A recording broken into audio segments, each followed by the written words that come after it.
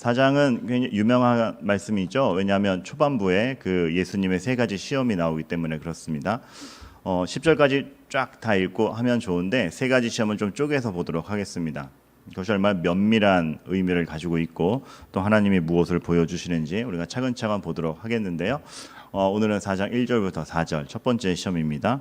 그 유명한 돌덩이를 떡으로 만들어서 먹어보십시오. 안 먹는다. 그 사건이죠.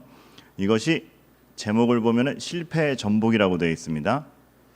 이 시험의 내용이 뭐고 이거 무엇을 표상하는가라고 했을 때 사람이 실패했던 것을 구원자로서 예수님이 확 뒤집어 놓는 확증 중에 하나이기 때문입니다. 그래서 실패의 전복이라는 표현을 썼는데 어떤 점에서 우리의 실패를 확 뒤바꿔 놓는 것인가 오늘 살펴보려고 합니다.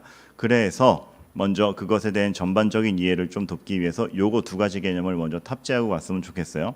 구약 성경을 보면 인구조사, 인구계수를 하는 대표적인 두 가지 사건이 나옵니다. 근데 이제 그 중에 하나가 여러분들이 잘 아시는 그 벌써 제목부터가 민수기 아닙니까? 백성의 숫자를 셌다. 민수기에 나오는 계수가 굉장히 유명한 계수이죠. 제가 기침을 했더니 우리 이경동 목사님 물 떠주실라 그러는데 뭐 몰래 올려니 등치는 너무 크고 그냥 대놓고 오세요. 다음부터는 어색해하지 마시고 챙겨주셔서 감사해요. 여러분이 제 기침하는 거 걱정하셨는데 이경동 목사님이 떠다 주셨어요. 민수기가 왜 중요하냐 하면 하나님이 번성하게 하겠다라고 하셨고 아브라함에게 너의 자손이 별과 같이 무성하게 하겠다라고 선언하셨는데 그것이 진짜 이루어졌다. 그 증거로서 인구를 계수하고 정말 이렇게 많아졌네 하면서 사람 이름을 써나가는 것입니다. 그래서 여러분이 민수기가 읽기가 어려울지 모르겠어요. 하지만 그 행간에 담긴 의미는 하나님의 약속이 정말 이렇게 이루어졌네 라고 하면서 명단을 작성하고 지파별로 계수를 하는 것입니다. 그래서 민수기에서 나오는 인구 계수는 인구조사는 하나님이 얼마나 약속을 지켜가시는가에 대한 영광스러운 표본이죠. 이거 말고 한 번 또 대대적인 인구조사 사건이 나옵니다. 어딘지 혹시 아세요? 그 역대상 21절에 보면 다윗이 인구조사를 한번 대대적으로 하죠. 그런데 역대상 21절에서의 인구조사에서는 하나님이 분을 내십니다. 진노하시고 바로 다윗과 이스라엘에게 벌을 내리시죠. 아니 똑같은 인구조사인데 왜 역대상 21절에서는 화를 내셨을까요? 원인은 이겁니다. 다윗이 인구조사를 할 때의 그 진의는 민수기에서 인구조사는 하나님이 얼마나 우리 민족을 번성케 하셨는가에 대한 찬양의 조사였습니다. 근데 다윗이 역대상 21장에서의 인구조사에서는 내 군력이 얼마나 되나 보자. 누군가 나를 배반하거나 모함하거나 혹은 외국에서 적군들이 나를 쳐들어왔을 때 내가 나를 지켜낼 수 있는 힘이 얼마나 되나 보자라고 하면서 군사력을 조사한 것이 역대상 21절의 인구조사였습니다. 즉 하나님에 대한 개념, 하나님에 대한 인식, 하나님께 대한 감사는 전혀 없고 내 힘이 얼만큼 되느냐에 대한 조사였던 거죠. 하나님 빼고 내가 나를 지킬 때 얼마나 되는가? 하나님이 그 화내시는 포인트는 이것입니다. 하나님을 떠나는 하나님 없이 하나님을 떠나서 나 혼자 내 삶을 구축하려는 것에 대해서 얼마나 엄중히 말씀하시는가? 민수기의 인구조사가 하나님의 약속에 대한 증거를 조사하는 것이었다라면 다윗의 인구조사는 하나님 없이 하나님을 떠나서 내가 독자적으로 나를 얼마나 지킬 수 있는가에 대한 그 조사였기 때문에 그 행위 자체에서 하나님께서는 진노하시는 거죠. 너 지금 너의 정체성과 너의 삶의 기반을 누구로 여기는 것이냐? 하나님이냐? 네가 구축하고 있는 것이냐? 물으시는 거죠. 이런 말씀을 드리면 하나님은 그냥 우리를 잡고 안 놔주려고 그래요. 이렇게 하나님 우리를 독점하려고 그러셔? 라고 생각이 들 수 있죠. 그러나 전혀 그렇지 않습니다. 하나님이 우리를 붙잡고 나밖에 없지, 날 떠나면 안 되지, 나와 함께하는 게 중요하지 라는 것은 우리를 올가매고 독점하려는 것이 아니라 이 마음입니다. 예수님이 우리와 예수님과의 관계를 표현했을 때 나는 포도나무요 너희는 가지니 라고 비유하는 심정입니다. 즉 포도나무인 나를 떠나서 너희가 가지가 뚝 떨어져 나가면 죽는 거 아니냐. 죽지 말아라. 제발 나에게 붙어서 좋은 자양분을 먹고 잘 자라다오. 이 생명을 잃지 말기를 바란다라는 애정과 사랑인 것이죠.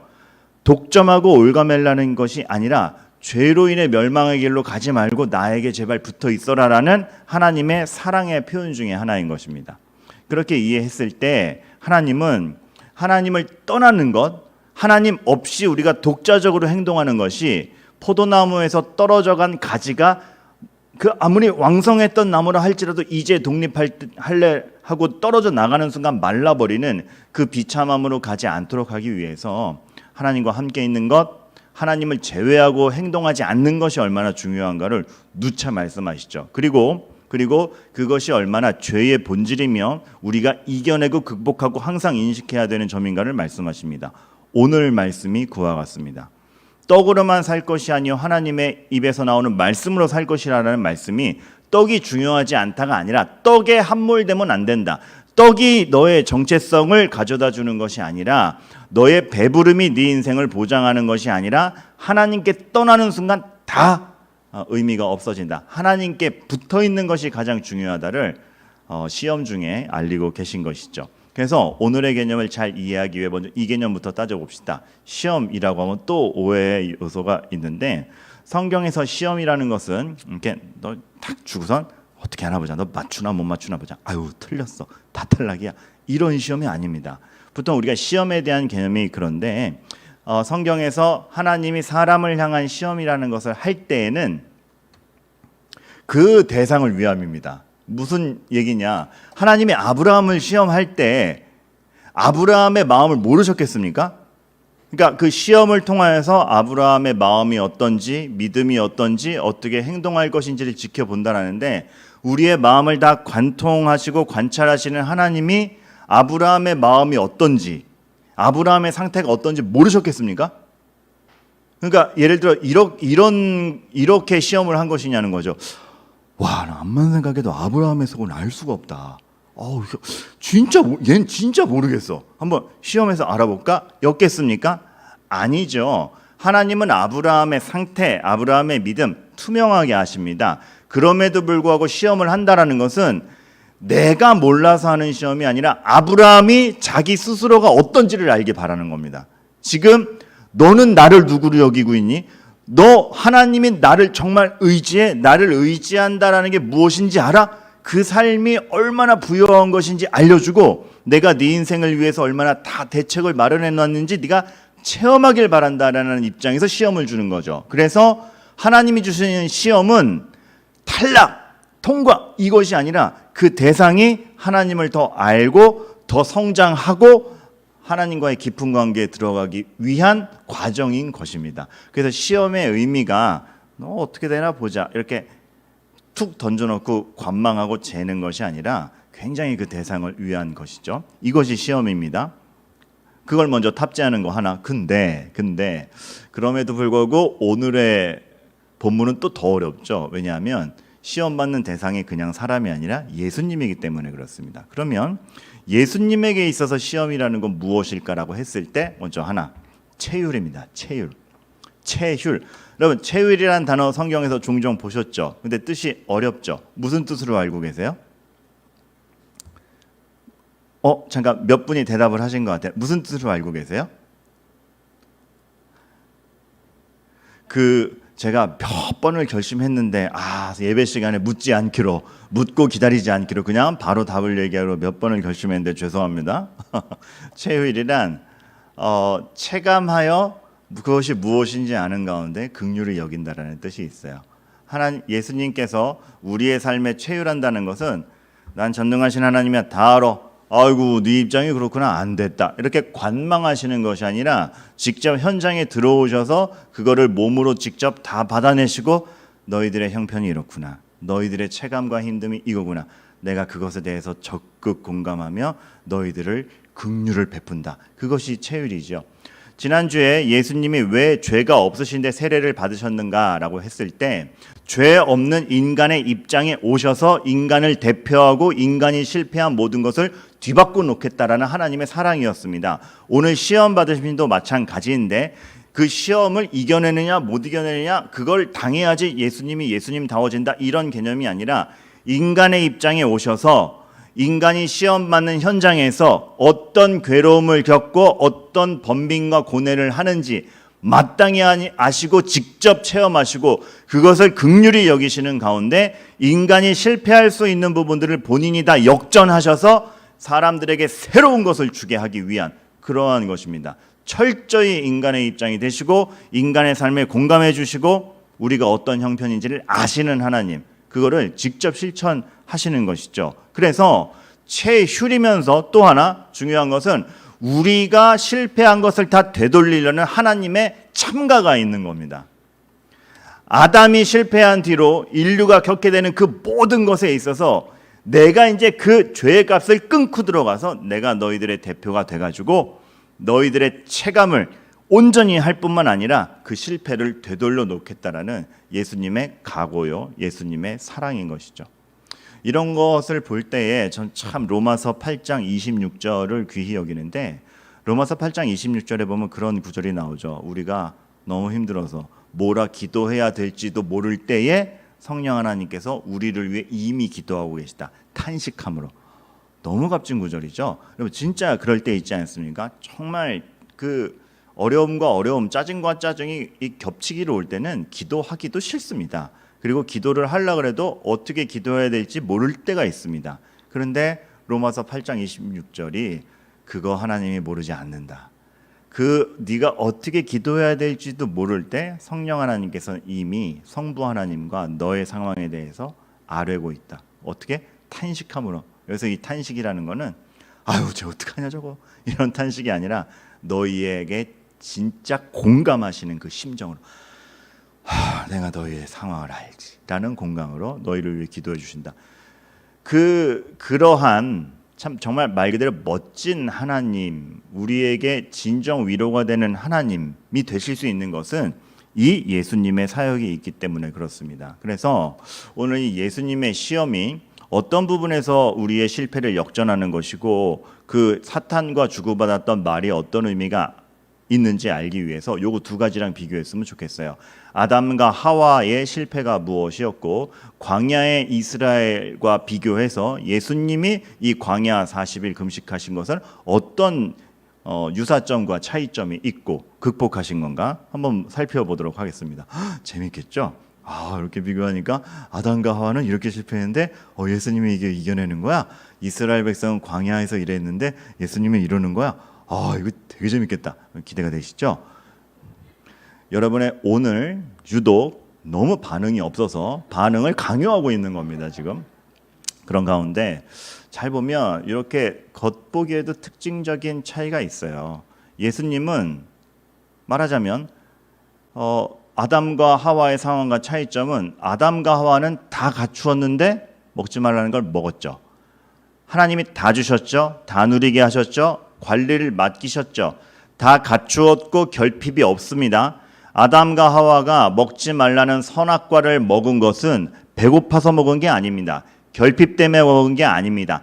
다 갖추어졌는데 먹었습니다. 여기서 우리가 알게 되는 것이죠.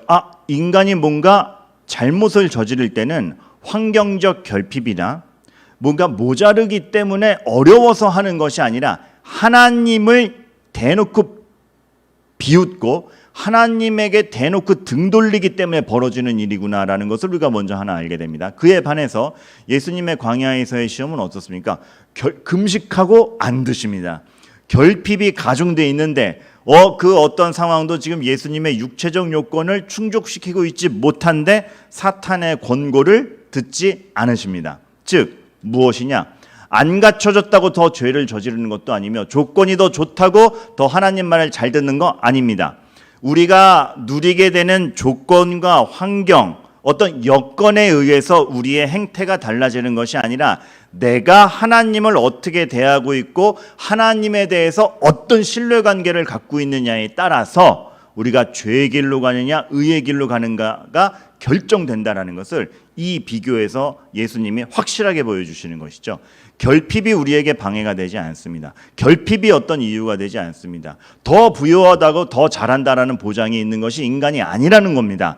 하나님을 어떻게 생각하고 지금 하나님과 어떤 관계에 있는가, 그것이 중요하다라는 것이죠. 여기서 우리가 선악과 얘기가 나온 김에 좀 따지고 싶은 것이 있어요. 아니 그럼 그 의미는 알겠는데 왜 만들어 놓고 먹으니까 죄인이래? 라는 이제 의구심을 갖게 되죠. 그런데 선악과는 공연히 만든 게 아닙니다. 이것도 우리가 벌써 하나님에 대해서 비뚤어진 심정을 갖고 보니까 이런 질문도 나오는 거죠. 왜 만들어가지고? 근데 그 만듦에는 사랑과 애정과 또 하나님의 우리를 향한 깊은 관계가 녹아 있는 것입니다. 한마디로 이겁니다. 선악과는 결혼 반지와 똑같았습니다.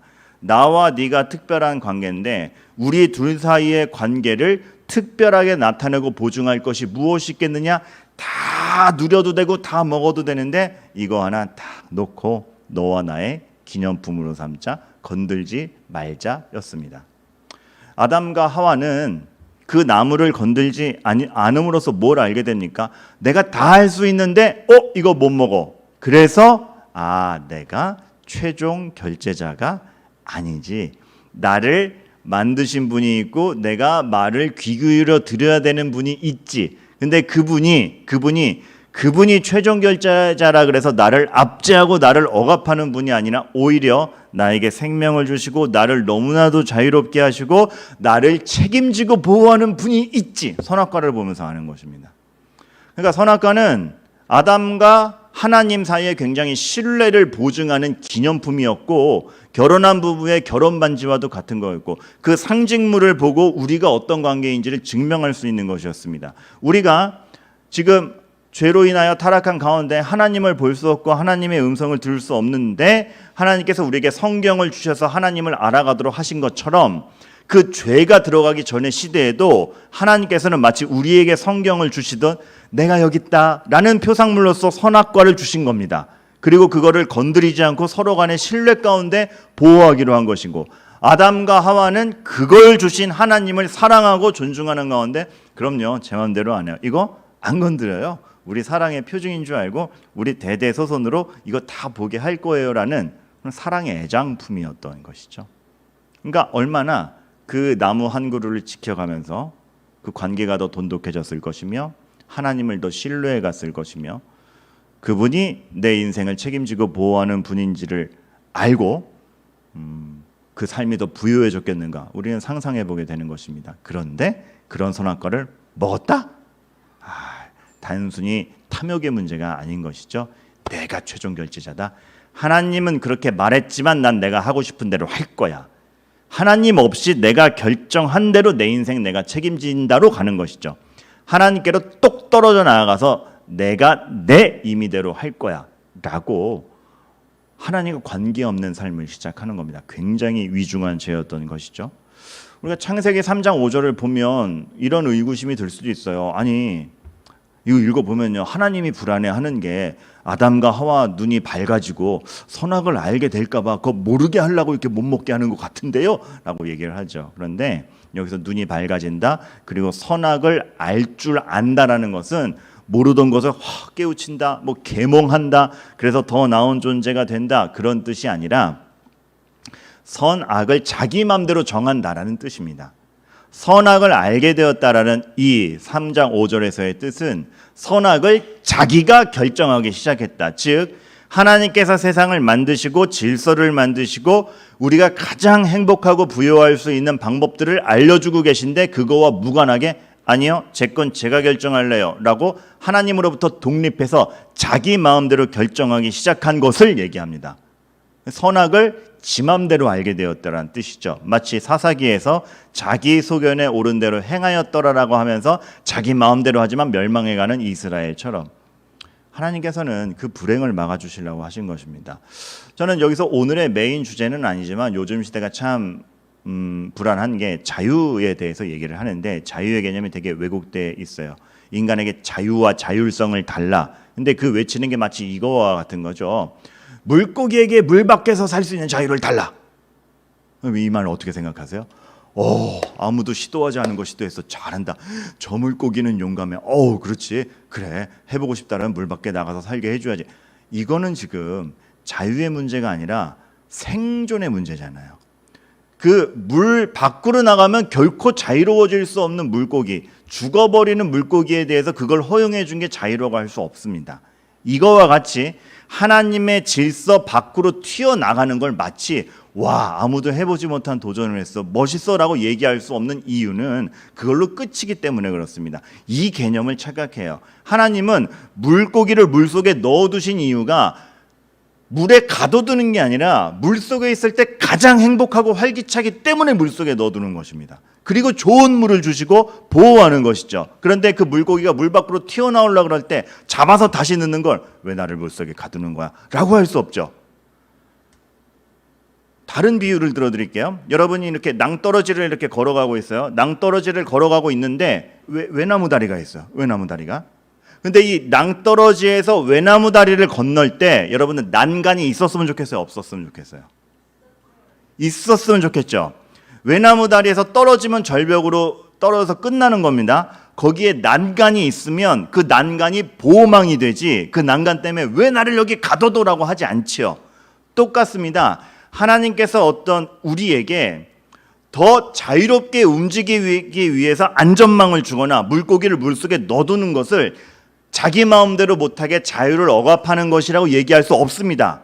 오히려 하나님의 질서와 보호 안에서 살 때에 훨씬 자유로워지는 걸 이해해야 되는데 하나님에 대한 그 개념, 하나님이 우리를 어떻게 대하시는지에 대한 이해가 없이 내가 내 마음대로 하겠다라는 그 기조만 강조될 때 굉장히 많은 착각을 하게 되는 것이고 하나님에 대한 오해를 불러일으키는 것이죠. 아담과 하와도 마찬가지였고 거기서부터 독립한다고 독립했지만 결국 생명 없음으로 간 것이 인간의 역사였습니다. 그런데 하나님께서 그걸 뒤집으시죠. 결핍이 있으셨고 배고프셨고 궁핍이 있으셨습니다. 게다가 예수님께서는 돌덩이를 떡으로 바꾸실 수 있는 능력도 있으신데 임의대로 바꾸지 않습니다. 왜? 지금 나의 상황과 나의 정체성과 지금 나의 결핍을 역전할 수 있는 건 떡이 아니라 이 결핍의 순간에도 하나님과 나와의 관계가 어떠냐가 더 중요하기 때문에 그래서 말씀하시는 거죠. 사람이 떡으로만 살 것이 아니라 떡이 필요 없다라는 것이 아니라 떡에 함몰되지 말자. 떡이 나에게 정체성을 준다고 내가 무엇을 누리고 갖추는 것이 내 정체성을 결정한다고 생각하지 말자. 하나님과 관계가 무엇이냐가 나의 정체성을 결정한다. 사람이 떡으로만 살 것이 아니요 하나님의 입에서 나오는 모든 말씀으로 살 것이니라 예수님의 선언이었던 거죠. 그것을 보여주심으로써 아담과 하와가 고꾸라졌던 하나님을 무시하고 본인이 할 것 딱 했던 것을 역전하여서 나는 내 맘대로 하지 않고 하나님의 뜻대로 끝까지 간다를 보여주심. 그게 아무런 이적 하나 없이 사단의 시험을 이기신 예수님의 원리인 겁니다. 그래서 하나님에 대한 존중, 신뢰, 하나님의 생각과 하나의 생각으로 하고 나는 하나님과 분리되어 있지 않다. 그것을 보여준 것이 예수님의 첫 번째 시험에서의 모습이었고 우리에게 말씀하시는 거죠. 우리에게도 중요한 것이 그것이다. 하나님에 대한 존중, 신뢰, 하나님과 하나의 생각으로 하는 거 분리되지 않음. 어려워요. 왜? 우리는 이미 죄로 어그러들었고 죄에 더 익숙하며 세상의 원리와 법칙대로 더 길들여졌기 때문에 하나님의 생각이 더 가치없고 비천하고 실용적이지 않은 걸로 보입니다. 그러니 이것으로 길들여져 있고 이것이 실리적인 유익을 주는 것 같은 모습에서 하나님의 생각으로 맞추어 가려니 그 여정이 힘들고 의심도 많고 어려움이 있습니다. 그러나 하나님께서는 예수님을 머리로 하여 그 길로 제발 따라오라라고 얘기하고 있는 것이죠. 오른뺨 맞으면 왼뺨을 돌려라. 왜요? 이해가 안 가잖아요. 오른뺨 맞으면 돌려차기를 해야지 왜 왼뺨을 내미나. 하나님의 원리와 우리에게 익숙한 정서 간의 그 간극, 그 좁힐 수 없는 간극을 그러나 하나님의 방식이 맞다. 하나님과 하나의 생각으로 가져가야 된다. 그거를 예수님이 머리가 되어서 너희를 붙잡고 가니 쫓아와라. 거기서 너희의 삶의 승패가 갈린다. 말씀하고 있는 것이죠. 또 하나 이스라엘의 광야 생활과 비교하자면 사실 오늘 예수님께서 사람이 떡으로만 살 것이 아니요 여호와의 입에서 나오는 모든 말씀으로 살 것이니라 라는 말씀은 신명기 8장의 말씀을 인용한 겁니다. 이미 구약 성경에 기록되어 있던 말씀인 거죠. 그럼 신명기 8장에서 누가 기록했느냐? 모세가 이스라엘 40년 광야 생활 다 마무리하는 가운데 적은 말씀입니다. 간단히 요약하면 이거예요. 어떤 맥락에서 나오냐면, 야, 우리가 40년 동안 이 하나님이 인도하시는 길을 인도하시는 동안에 먹을 거 안 준 날이 있었냐? 없었다. 매일 만나를 내리시며 안식일날 쉬는 동안에는 이틀치를 거두게 하시고, 물이 없으면 물을 주시고 고기가 없으면 메추라기를 주시고, 먹을 걸 안 준 날이 없었다. 광야, 뭘 심어서 소출할 수 있는 것이 전혀 없는 불모지의 땅에서 하루도 굶은 날이 없었다. 얼마나 대단하고 하나님이 얼마나 우리를 책임지고 너희는 배 줄인 날이 없이 만족스럽게 왔느냐. 근데 포인트는 이거죠. 그런데 타락하더라. 너희는 배 안 고프게 해줘도 타락하더라. 너희는 먹는 문제 책임져 줬는데도 타락하더라. 그러면 여러분, 타락은 어디서 오는 겁니까? 요건을 충족시켜줘서 오는 것이 아니라는 얘기입니다. 다 가져도 타락할 수 있는 게 사람이라는 것이 아담과 하와뿐만 아니라 이스라엘의 역사에서도 증명이 된 것이죠. 중요한 것은 무엇을 더 갖고 조건을 갖추었느냐가 아니라 하나님 앞에 바로 서 있느냐, 너와 하나님과의 관계가 분명하게 서 있느냐가 너무너무 중요한 것이죠. 그래서 에너지를 공급받느냐, 스펙이 갖추어졌느냐, 이 문제가 아니라 내가 어떤 존재로 서 있느냐, 내가 하나님 앞에 어떤 존재로 서 있느냐, 너무 중요한 문제고 핵심적인 문제고 죄의 근원적인 문제라는 걸 여러분들이 아셔야 됩니다. 여러분들이 하나님을 아버지라 부른다, 하나님에 대한 믿음을 배워간다, 교양 활동이야. 매주 얘기하지만 단지 교양 활동이 아니라 생사를 거는 중대한 문제임을 여러분들이 아셔야 되는 겁니다. 무엇보다 민감해야 되는 문제라는 걸 아셔야 됩니다. 문득 이 말씀을 준비하다가 옛날에 그 사역했던 교회에서 그 신방 가던 일이 기억이 났어요. 이렇게 이 아기 엄마들 중심으로 제가 한 세 가정, 그러니까 세 가정이라고 하지만 아기 엄마, 아기 막 3살부터 5살까지 애들을 본고차에 한꺼번에 태우고 가면 그런 아수라장이 없습니다. 한 명이 울기 시작하고 땡깡을 부리기 시작하면 장난 아니에요. 근데 그 본고차에 제가 그 젊은 엄마들을 태우고 아기들을 태우고 가는데 길이 너무 막히는 거예요. 목적지에 원래 한 15분이면 도착할 줄 알았는데 꽉 막혀가지고 30분, 40분이 지났는데 도착을 못하고 있는 거예요. 애들이 짜증내기 시작하죠. 이게 뭐야? 어디 가는 거야? 언제 도착해? 정말 그 광야의 길을 백성의 원성 속에서 데리고 가던 모세의 심정이 어찌나 이해가 되든지, 와, 한 6명, 7명만 있어도 이렇게 지옥 같은데 모세는 60만 명 어떻게 견뎠나 싶으면서 막 갔어요. 그러면서 막 짜증이 막 이만큼, 엄마들은 애들이 제어가 안 되고 막 그 중에서 짜증난 애들 중에 좀 큰 애들은 막 제 귀 잡아 당기고 운전을 빨리 하란 말이야 막 하고 있다 막 이렇게 해서 가고 있는데, 근데 그때 도곡동 사거리를 딱 지나가고 있었어요. 타워팰리스가 쫙 보이는 거예요. 오해하지 마세요. 타워팰리스 사시는 분들을 뭐라 그러는 게 아니라 그때 정황이 그랬어요. 타워팰리스가 쫙 펼쳐지니까 애기 엄마들이 짜증이 난 가운데 그걸 보니까 그냥 막 부러운 거예요. 한 엄마가 난 저런 데 살아봤으면 좋겠다.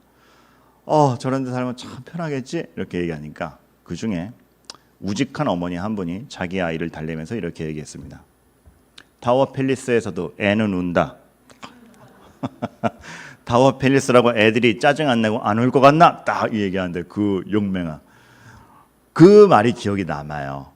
조건이 좋아진다고 애가 착해지는가? 조건이 좋아진다고 우리 삶의 문제가 안 발생하고 우리가 죄 지을 걸 안 지으며 우리가 유혹에 대해서 더 강해지는가? 아니라는 거죠. 울에는 울고 짜증은 나며 우리의 죄악성은 세상에 가져다 주는 것으로 극복되지 않습니다. 그거를 예수님께서 하신다라는 것이죠. 저는 예전에 그 삼촌이랑 했던 얘기가 기억납니다. 삼촌 한 분이, 그 교회 안 다니시는 삼촌이 제가 교회를 다니기 시작하니까 매 명절 때마다 이렇게 시비를 거셨어요. 그래서 야, 넌 기독교가 뭐라고 생각하냐? 야, 넌 기독교의 가장 핵심이 뭐라고 생각하냐? 이렇게 맨날 비아냥거리는 걸 제가 그래도 중고등부 때였는데 그래도 선한 마음으로, 그래, 나의 대답으로 이 삼촌이 참 깨닫기를 바라면서 맨날 선하게 설명해 줬어요. 삼촌, 기독교의 정신은 이거예요. 삼촌, 기독교가 얘기하는 건 이거예요. 근데 한번 못 참겠는 거예요. 그리고 이 삼촌도 비아냥이 정도가 심해지는 거예요. 그날에 이런 질문을 했어요. 야 민근아, 예수님 믿으면 뭐 내일 내야 될 카드값이 뭐 저절로 메워지기나 하냐? 뭔 도움이 되냐? 승질이 나가지고 제가 이렇게 대답했습니다. 그러면 삼촌은 그 카드값 메워주면 인간답게 살 거야? 라고 맞받아쳤죠. 삼촌이 화들짝 놀랐어요. 뭘 얘기하고 싶었냐 하면 우리의 종교 생활이 내일의 실리적인 물질적 도움에 아무 도움이 안 될 수 있습니다. 그러나 뒤집어 생각할 때 그 물질적 요건을 채운다 한들 우리가 더 나은 존재가 되느냐? 다른 문제죠. 하나님은 지금 완전히 다른 판도를 바꾸고 계신 겁니다. 우리가 그거를 알아야죠. 세상이 살기 좋아졌습니다. 편리해졌습니다. 그러나 우리가 편리해졌지 선해지진 않았습니다. 이것을 볼 때 우리가 추구해야 될 것은 지속적인 기술의 발전만이냐, 지식의 확충만이냐, 아니면 하나님을 알아감이냐. 우리 굉장히 대단히 초점을 잘못 맞춰 착각하고 있는 것 중에 하나가 다른 것으로 만족을 하려고 그러는 그 오해 속에서 하나님을 놓치고 있다라는 것입니다. 하나님은 예수 그리스도의 시험을 통해서 분명히 말씀하시죠. 무엇보다 필요한 것은 여호와의 입에서 나오는 모든 말씀만이 너희들을 진정 자유롭게 하고 인간답게 하고 너희를 진정한 소망의 길로 초대할 수 있다. 전 그래서 가끔 가다가 모든 걸 내 멋대로 할 수 없는 것이 축복이라고 느껴져요. 왜? 내 맘대로 다 되었고 충족되었고 내 멋대로 살 수 있었다라면 제 멋대로 살다가 제 멋대로 죽었겠죠. 그러나 다 내 마음대로 하지 못하는 상황이 오자 하나님을 보기 시작한 것이죠. 다 갖추어지지 않아서 해볼 수 있는 걸 다 하지 못하니 들타락한 거죠. 해보라는 대로 다 해봤으면 끝내주게 타락했을 텐데 덜 타락한 거죠. 그리고 그 부족함 때문에 누구를 찾아요? 하나님을 찾기 시작한 거죠. 결핍이 있어서 하나님께 의지하기 시작한 거죠. 내 계획대로 되지 않아서 하나님이 주시는 계획이 무엇인지를 보기 시작한 거죠. 책임질 일이 있어서 책임을 져보는 것이죠. 그러면서 하나님께 구하는 것이죠. 이 책임을 질 수 있는 능력을 주시옵소서라고. 버겁지만 그 버거운 내 멋대로 되지 않고 내 마음대로 되지 않는 삶에서 내 생각이 전부가 아니구나. 내 생각대로 되는 게 내 인생의 정답이 아니었구나. 저것을 다 충족한다고 내 삶이 나아지는 것이 아니라 이 결핍 중에서라도 하나님과 함께 있고 하나님의 계획을 보는 것이 진정한 정답이구나. 저는 지금도 많은 의문점이 있습니다. 하나님 왜 이러시나 싶습니다. 왜 이 부분 이렇게 답답하게 하시나 싶습니다. 그러나 지금 하나 말씀드릴 수 있는 것은 지금의 의문도 10년쯤 지나면 알 것 같은 거예요. 왜? 제가 30살 때 품었던 의문들이 점점 오면서 그게 그래서 그랬구나. 뒤돌아보니 내가 그러면 안 돼라고 했던 게 그래서 하나님이 선한 길로 온 것을 볼 때에 지금 의심이 되는 거 60대면은 이해할 수 있겠구나라는 소망 중에 갑니다. 왜? 하나님은 그렇게 우리를 선히 합력하여 인도하시는 분이고 내가 볼 땐 더디 가는 것 같지만 하나님은 전력적으로 움직이셔서 이스라엘 백성이 애굽의 종으로 있었지만 하나님이 가만히 있었던 게 아니라 움직이셨던 것처럼 하나님이 내 삶을 그렇게 다루어 가실 것이기 때문에 우리는 그 하나님의 큰 기가 막힘을 보아야 되고 그것을 보기 위해서 하나님과 함께 있어야 되는 것이 내 인생에서 가장 중요한 것입니다. 다른 무엇도 우리를 죄로 향하게 합니다. 그러나 그리스도에게 붙어있는 것만이 우리의 그 죄를 극복하게 합니다. 스데반이 돌에 맞아 죽을 때 왜 일어나 싶죠? 왜 이러한 상황이 닥치나 싶죠? 저렇게 좋은 설교자, 집사가 왜 죽어야 되나 싶죠? 그러나 스데반이 돌에 맞은 것이 스데반에게 무슨 방해가 됐습니까? 그는 죽는 순간까지 누구도 저주하지 않았고 사랑 가운데 죄를 짓지 아니하였고 그리스도가 자기를 맞아주신 것을 보면서 이 땅의 삶을 마감합니다. 이 땅의 삶만 잠깐 마무리한 것이지 그는 실패하지 않은 인생으로 그리스도 곁에 갔습니다. 하나님이 약속하신 거 다 받았죠. 그리고 더 끝내주는 거, 그 돌을 던지던 자 중에서 바울이 나오죠.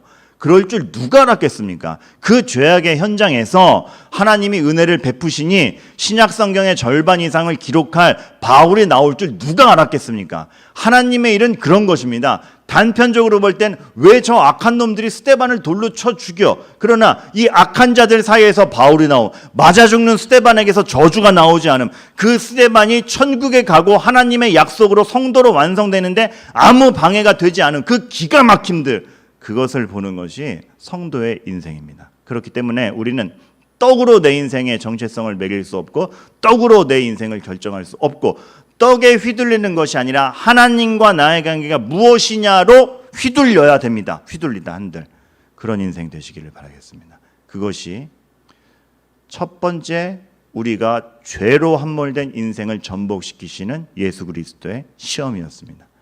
우리의 죄의 삶은 이렇게 그리스도로 말미암아 역전되었고, 여러분들이 믿으시는 예수님은 여러분의 삶을 그렇게 인도하시는 분입니다.